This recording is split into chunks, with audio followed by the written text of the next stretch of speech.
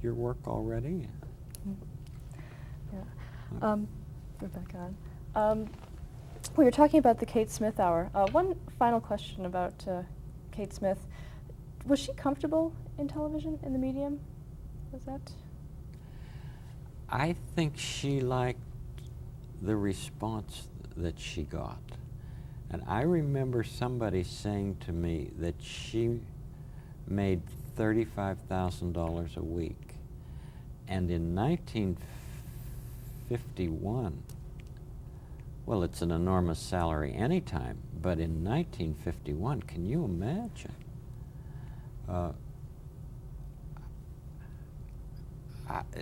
All I know is that I was constantly astounded by her voice. And it was an absolutely natural organ. I mean, that instrument was so pure. It was a glorious voice. Now, I don't know whether she was comfortable in the medium or not. She sure knew where to go and what to do. And then you went, another show you worked on was the Gabby Hayes Show. Gabby Hayes, yes. Yeah. Tell me a little bit about that experience.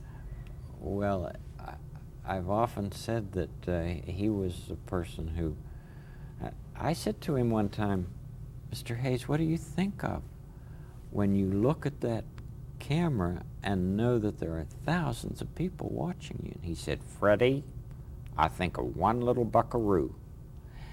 And, you know, that must have gone straight to my heart, because when I look at the camera, I think of one person.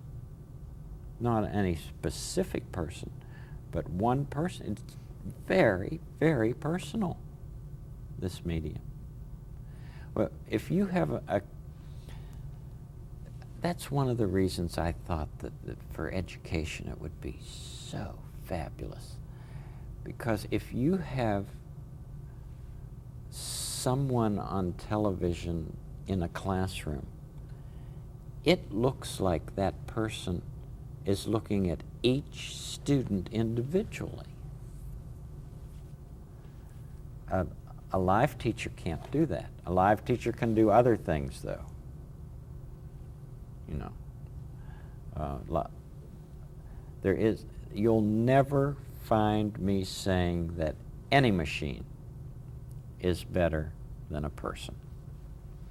In fact, that is underlined constantly in the neighborhood. For the first time, I showed a computer on a tape that we did the other day for the neighborhood. And I was insistent that I would say there are lots of fun things that go on here, you know. But no machine can take the place of a person. This machine cannot give you a hug. It might be able to spell H-U-G, but it can't give you one. And, well, that's obvious. But you know, it might not be obvious to children.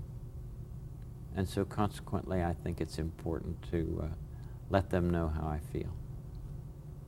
How do you feel about you know, some shows today, like the Teletubbies, that sort of embraces machinery and... I don't know the program, but when I was told that there was a character with a television in its stomach, I was horrified. Anything that makes people think that machines are more important than people is, although I have a feeling that that is not the purpose of that program. I don't think the purpose of that program is to say that machines are more important than people. I don't know, but I think it would be interesting to find out. For you. Okay, and then back to Gabby Hayes. Can you describe what the show was? Did I what? Can you describe the Gabby Hayes show? Oh, Gabby Hayes would come in his Western clothes and show old Western films. And he would just introduce them, and then at the end say, "See you, buckaroos," or something, you know. What fascinated me was that, you know, he had his accent, and but when the program was over, he'd go to the dressing room on the nights that he had his tickets. He'd get into his formal clothes and go to the opera. He had a box at the opera. He loved the opera. Often you don't know the depth of someone that you see only on television, because that person who, like he was, playing a part, and here he is having a great love of classical music. What other shows did you work on in NBC? The Hit Parade, the Voice of Firestone, Gabby Hayes, Kate Smith. I mean, Kate Smith was every day, every afternoon, at the Hudson Theater. NBC owned the Hudson Theater. I don't know whether it's still there or not. I think those are the only ones. The NBC Opera Theater became the most important one for me, because when I became the head floor manager of that, then I was in all of the production meetings. And the best part of that was hearing those operas over and over again. The ones that I floor managed, I mean, I know practically, Billy Budd, for instance. I still sing parts of Billy Budd, King of the Sea. This was a Benjamin Britten opera. But you'll hear all that from Kirk. Yeah. You can cross-reference. Let's talk about some of the people at NBC who you may have encountered. Did you ever meet David Sarnoff? I did not meet him. My great uncle knew him quite well, and so whenever my great uncle would come to New York, he would stop in and see me, and then he would go and visit with Sarnoff. I'd like to have met Sarnoff because I like. Is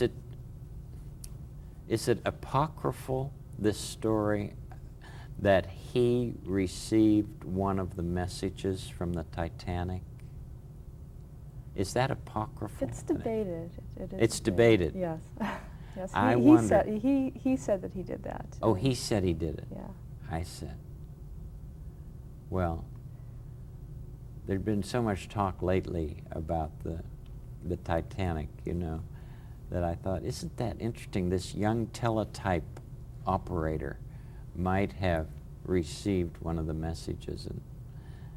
And also, I think he had a tie with Nantucket, which is where we go every summer. But Also the music.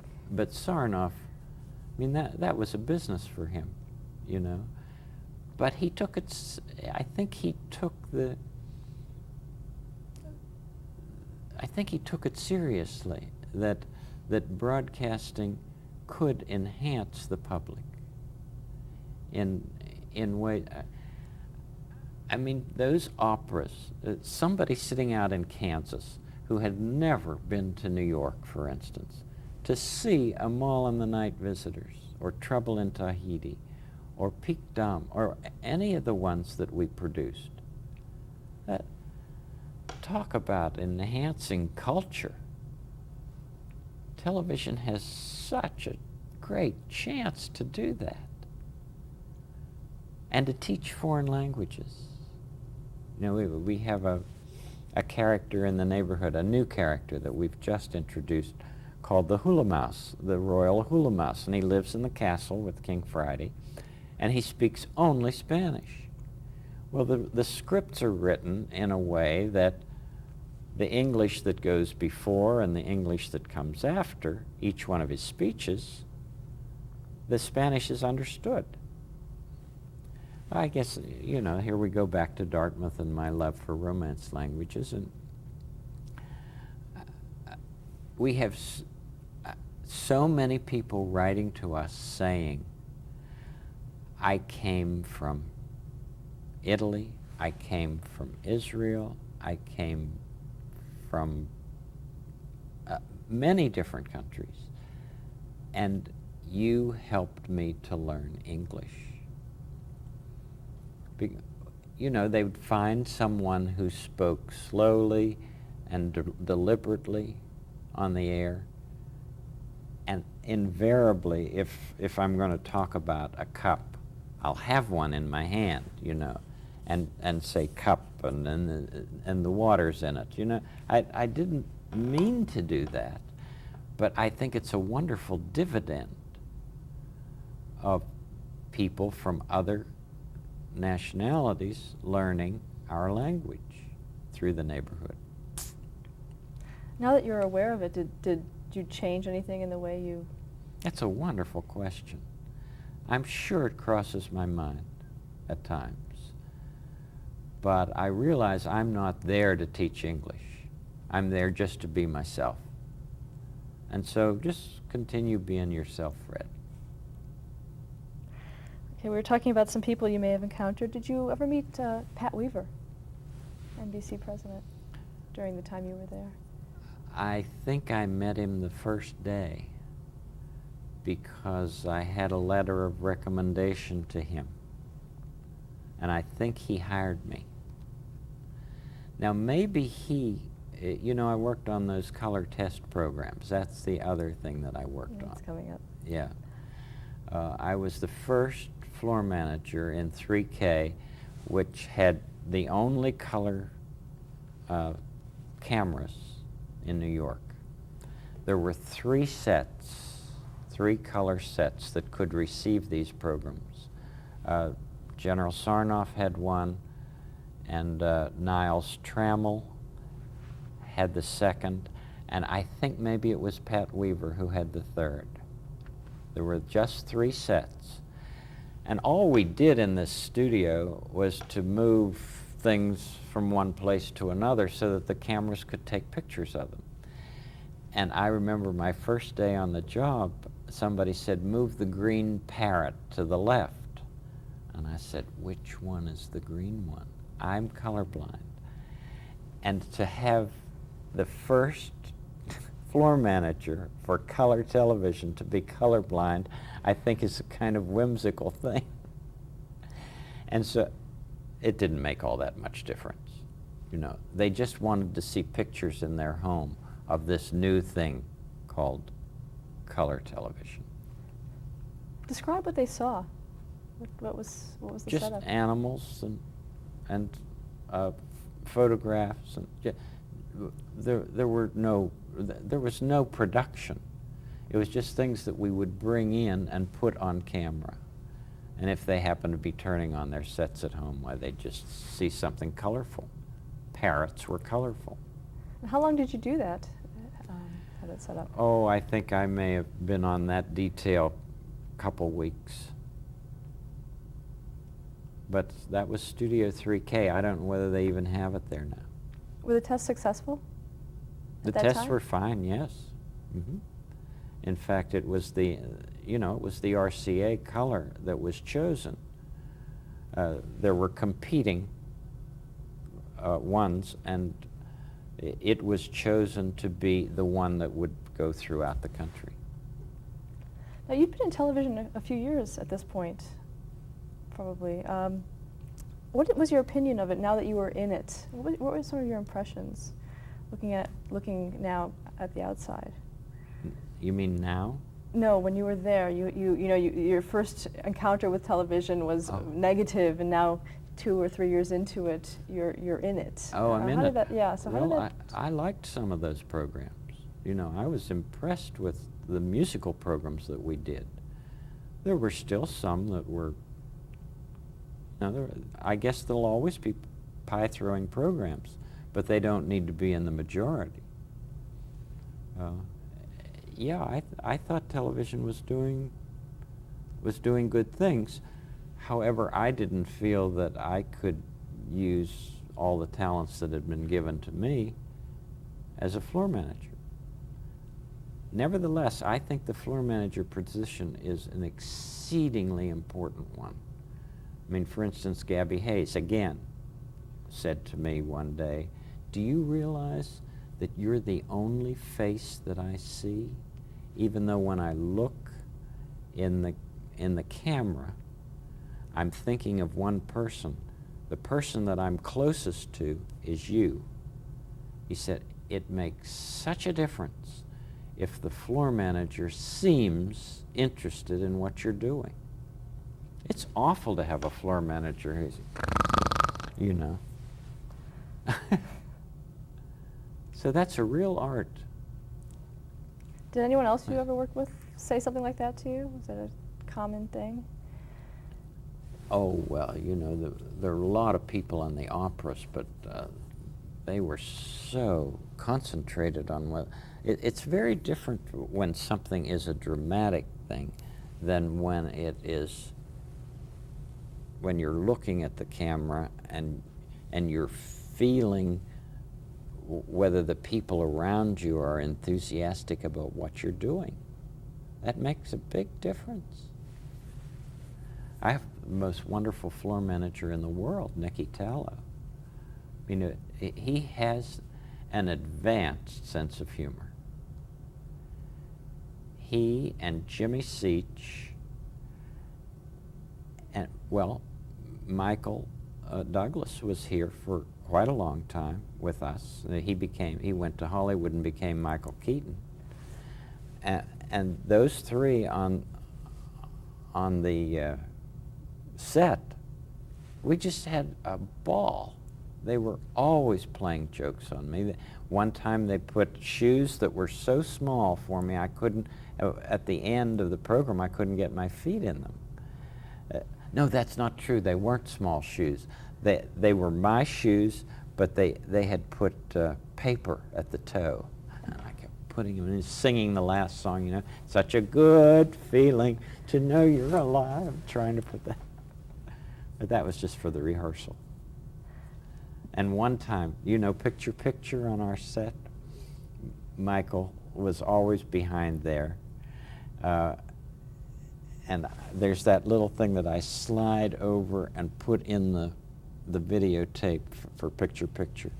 Well, one day in rehearsal, I slid this thing open and I heard this voice say, "I'm ready to hear your confession, son." That was Michael. Did you ever do anything like that on the sets of the shows you worked on? Oh, I don't think so. I don't think I was that brave. Okay, before we start talking about your work in public television, do you have any final thoughts about your work at NBC that you'd like to tell us?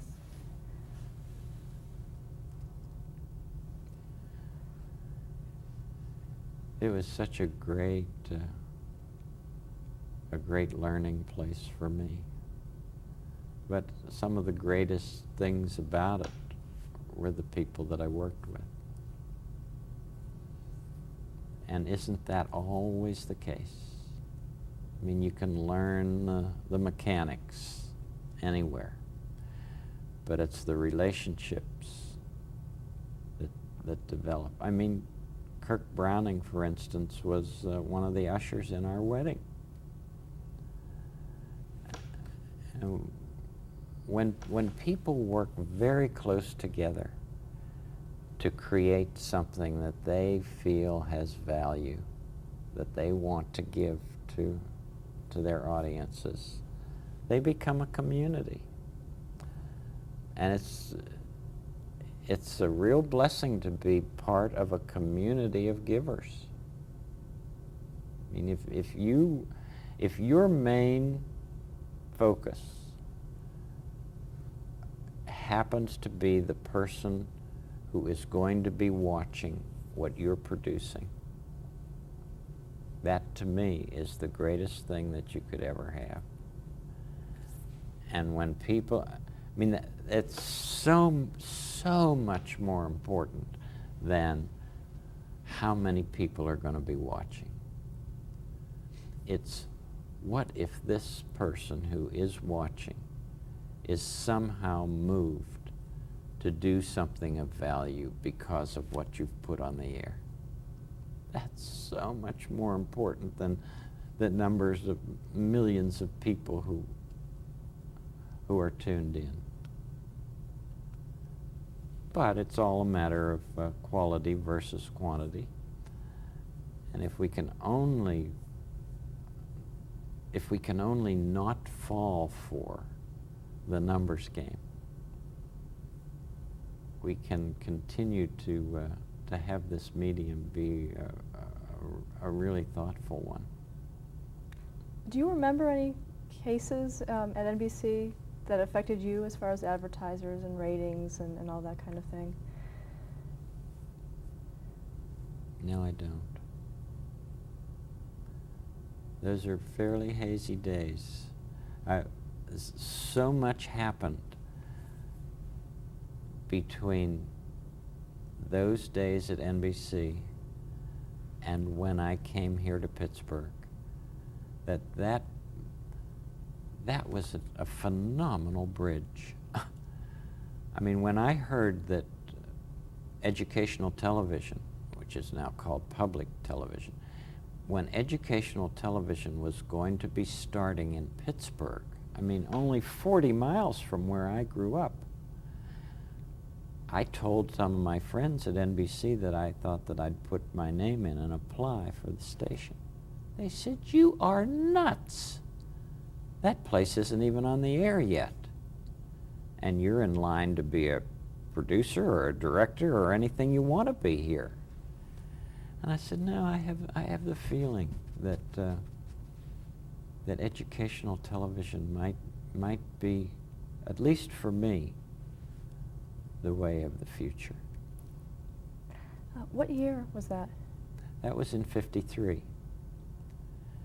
And I applied and was one of the first, I think one of the first 6 to be hired at WQED, which, true, it wasn't on the air yet.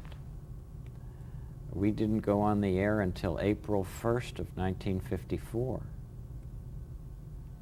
But this was in '53, and Joanne and I moved to Pittsburgh in November of '53, and that's when I started at WQED. Okay, before we talk about that, what was the state of educational television at that time? WQED was the first community-sponsored television station in the country. There were a few others that were linked with universities, but this was the very first that a whole community decided to underwrite. So Pittsburgh was at the forefront of community broadcasting. And who hired you at QED? Her name, she was the general manager, and her name was Dorothy Daniel. And we named Daniel Tiger for her. In fact, the night before we went on the air, I've got to tell you about that. The first night on the air was a special program, and that was April 1st, 1954. People had been watching the test pattern for weeks before that, but this was to be an hour special. We invited Frida Hennick, who was a commissioner on the FCC, to come and be part of the program. Because without Frida Hennick, there would have been no educational television. There would have been no PBS. There would have been no channels set aside for education throughout the country. She was adamant about there should be one free channel in every area.